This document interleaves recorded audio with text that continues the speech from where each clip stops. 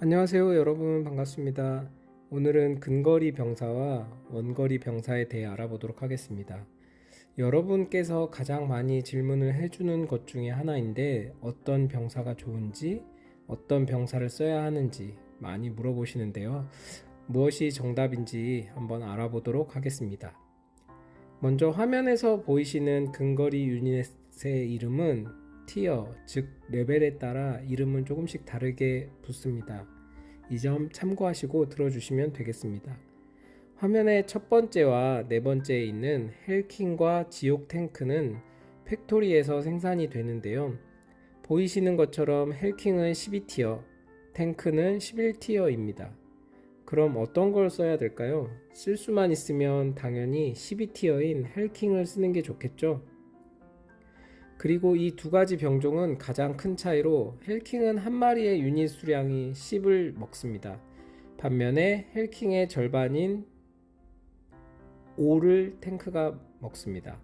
그럼 과연 만약 둘이 같은 티어일 때 헬킹은 탱크보다 2배 셀까요?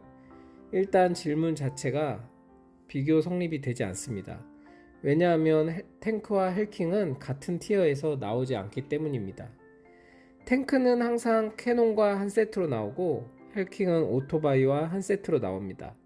그래서 홀수 티어일 때는 탱크와 캐논이, 짝수 티어일 때는 헬킹과 오토바이가 나온다고 생각하시면 되겠습니다.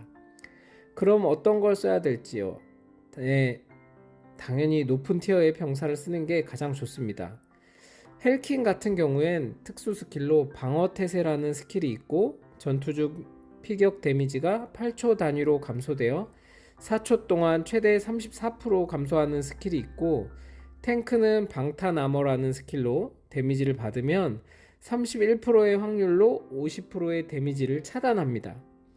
이 두 스킬의 가장 큰 차이가 뭔지 느끼셨나요? 네, 바로 확률이 적용이 되느냐 안 되느냐입니다.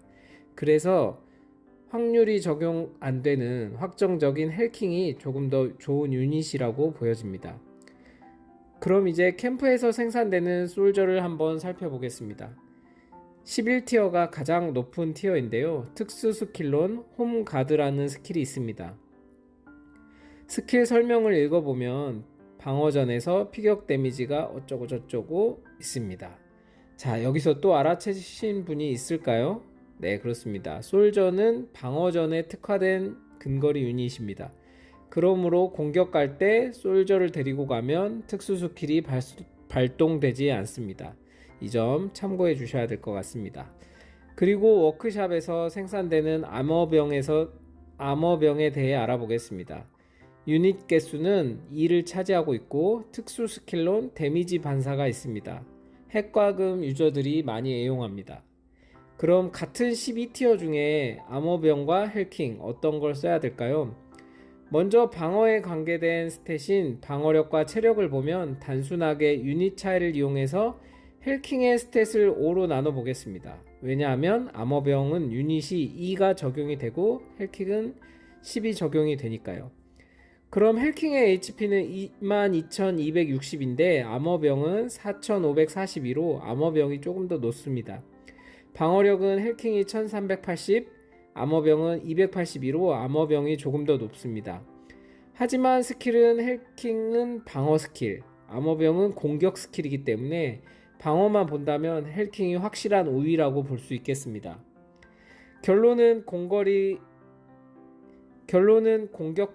공격형 근거리를 원한다면 아머병, 방어형 근거리를 원한다면 티어가 높은 탱크 또는 헬킹, 수비할 때 솔저도 좋다가 되겠습니다. 그럼 이번엔 원거리 3대장에 대해 한번 알아보도록 하겠습니다.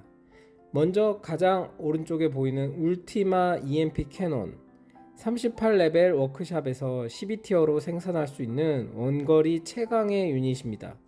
그리고 마찬가지로 캠프에서 생산하는 호크아이 사수, 저레벨 땐 정예 스나이퍼, 뭐 이런 식으로 스나이퍼라고 많이 불리웁니다. 캠프 레벨이 36에 도달했을 때 12티어 호크아이 사수를 생산할 수 있습니다. 그럼 EMP 캐논과 호크아이 사수를 언제 써야 할까요? 가장 간단한 건 EMP 캐논 같은 경우엔 PVP 할 때 좋습니다. 즉 유저와 유저 간에 싸울 때 좋습니다. 호크아이 사수는 단일 공격 대상 스킬 특성상 3회 공격마다 1.8배 공격력 증가 스킬이 있어서 슈퍼 좀비나 아이언 피스트 혹은 다른 단일 공격 대상 이벤트를 할 때 좋습니다. 그럼 두 종류의 유닛의 단순 스펙 비교를 한번 해보도록 하겠습니다. EMP 캐논은 한 대가 10개 유닛으로 적용되고 호크아이 사수는 하나가 1개의 유닛입니다.